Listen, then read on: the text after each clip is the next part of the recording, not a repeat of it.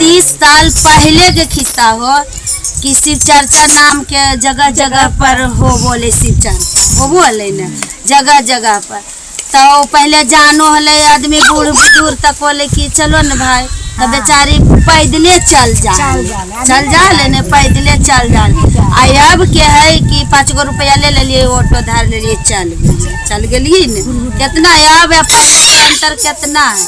तो हेम कहल गेले गुरु बहन की गोड़बा के हम गाड़ी बनाइए मन मार के इंजना मारे माना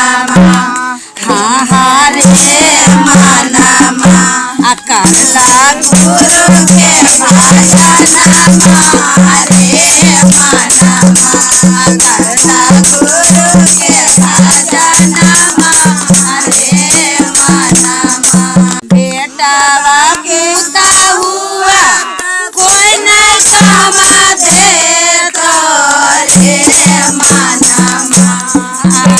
बेटावा पूता हुआ कोई न समझे तो रे माना रे माना अकला गुरु के भाषा मारे माना अकला गुरु के भाषा मारे माना गोड़वा के हम गाड़ी बनलिए मनमा के इंजना मारे माना गोड़वा के हम गाड़ी बनलिए मनमा के इंजना मारे माना रे माना अकला गुरु के भाषा मारे माना अकला गुरु के भाषा मारे माना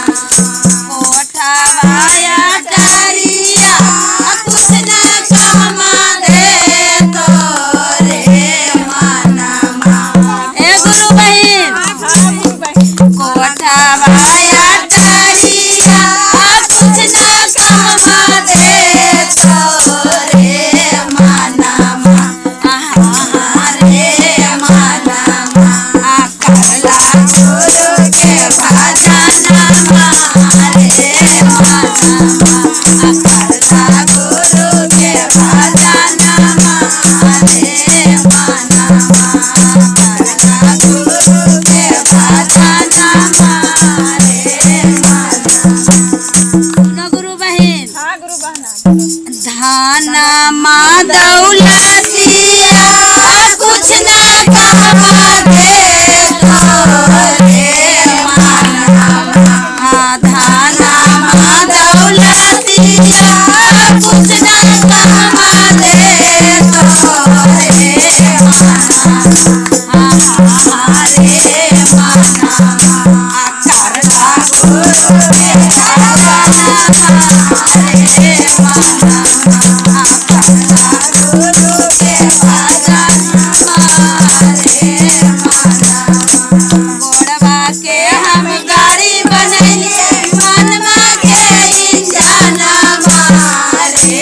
माना गोड़वा के हम गाड़ी बनलिए मनमा के इंजना मारे माना रे माना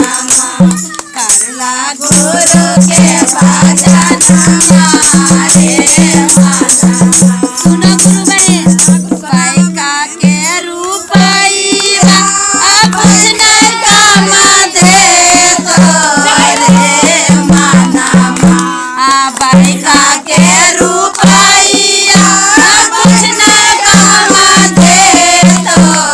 रे माना रे माना अकला गुरु के भाषा मारे माना अकला गुरु के भाषा मारे माना। महिला में दाई